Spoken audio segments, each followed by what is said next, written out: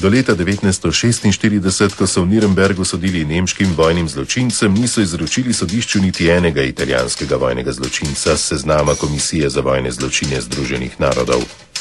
Nedavno odkriti britanski dokumenti jasno kažejo, na kaj vse je bilo pripravljeno britansko zunanje ministrstvo, da bi preprečilo izročitve kljub protestom iz Etiopije, Grčije in Jugoslavije. Z veleposlaništva Federativne ljudske republike Jugoslavije zavezniški vojaški vladi.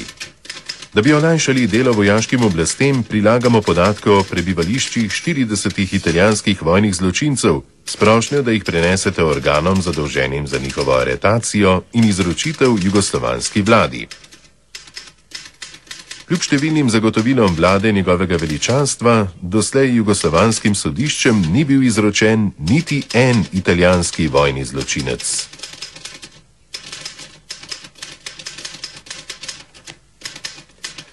Britansko zunanje ministrstvo je bilo v skrbeh. Zapisali so: nekatere od teh oseb zasedajo visoke položaje v italijanskem vojnem ministrstvu, zato bi njihova aretacija pomenila politično zadrego. Zaveznikom so dajali zgledno pomoč. Če bi jih zdaj aretirali, bi povzročili pretres v italijanski vladi in javnem mnenju, kar bi tudi nas potegnilo v težave in ob splošnem zgražanju povzročilo veliko zagrenjenost.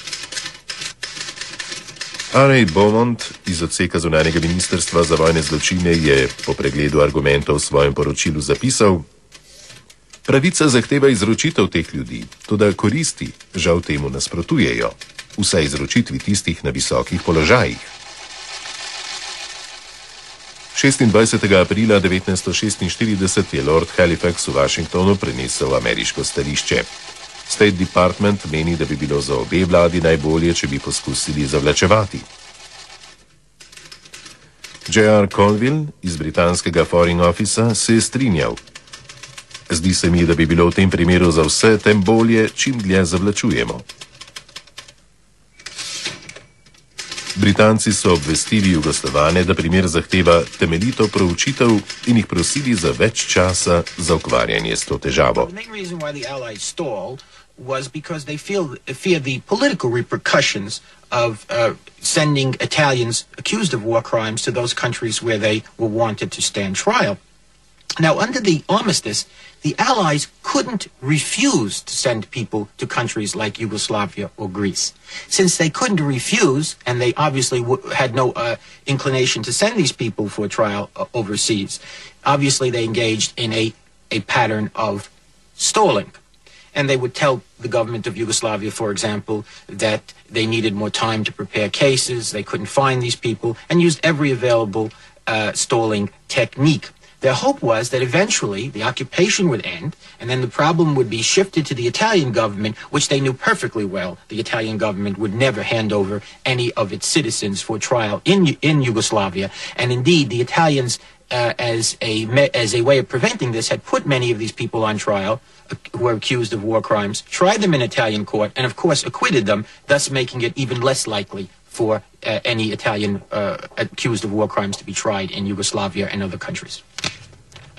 Ker v začetku leta 1947 še vedno niso izročili nobenega italijanskega vojnega zločinca, medtem ko so Italijani lahko sodili nemškim vojnim zločincem za zločine proti italijanskim civilistom, so Jugoslovani znova poslali Britancem peticijo.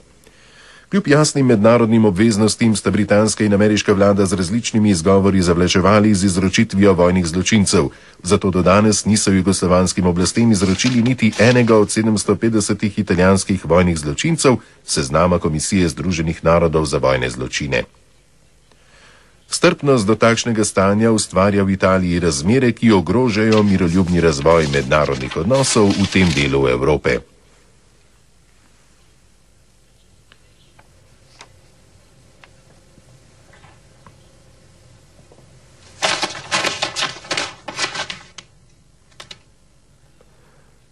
Do tedaj je britansko zunanje ministrstvo že dovolj dolgo zavlačevalo, da je lahko vsaj del odgovornosti preneslo na Italijane.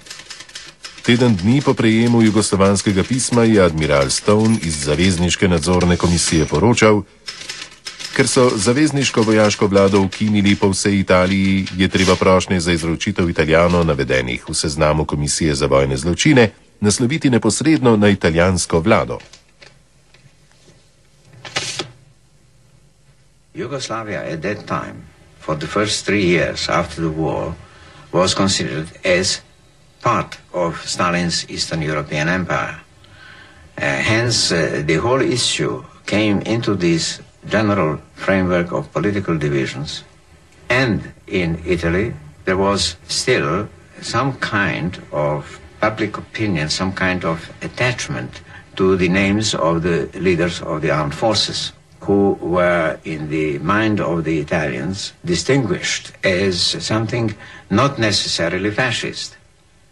And about the crimes which were committed in Yugoslavia, large sections of public opinion in Italy didn't know much. So that the whole issue was judged on a political basis, which was very remote from the essential issue, and that is whether a person committed war crimes or not. That was, so to say, overshadowed by political considerations. Ker je Jugoslavija pritiskala tako na zaveznike kot na italijansko vlado, je F.F. Garner iz odseka za vojne zločine pri britanskem zunanjem ministrstvu pripravil smernice morebitnega britanskega ravnanja glede na jugoslovansko grožnjo. Predlagal je, naj zavezniki razmislijo samo o zahtevah za izročitev zločincev, ki jih prejmejo po diplomatskih kanalih. Tehnično pa Jugoslovani takih zahtev niso mogli podati, ker v Rimu niso imeli veleposlanika.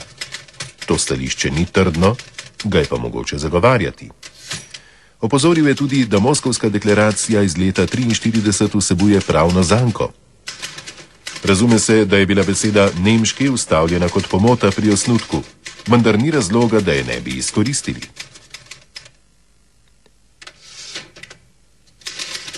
Garner je predlagal, naj v primeru, da bi se pritisk nadaljeval, vlada v Rimu sodi nekaj nepomembnim fašistom. Čeprav tako dejanje Italijanov ne bi razbremenilo pravne odgovornosti za izročitev osebe, ki bi jih sodili, pa bi zagotovilo trdne moralne temelje in bi bilo v vsakem primeru odgovor na jugoslovanske pritožbe, da proti vojnim zločincem ni bilo storjeno nič.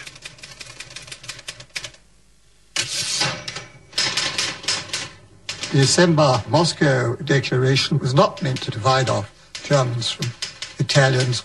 It was meant to be the whole European axis. I think we find it difficult to realize this now, that the statesmen of 43 talked in grand, sweeping national, international declarations to ring round the world. The gap between what they said should be done, taking the accused back to face their accusers in any part of the world, wherever their crimes are, and as long as they're alive, this was grandiose stuff. What actually happened was something far otherwise, very modest, and in the end, the bitter part was, as far as the British were concerned, was how soon do we get out of this commitment? It's expensive, it isn't popular, it loses votes, and it might lose friends.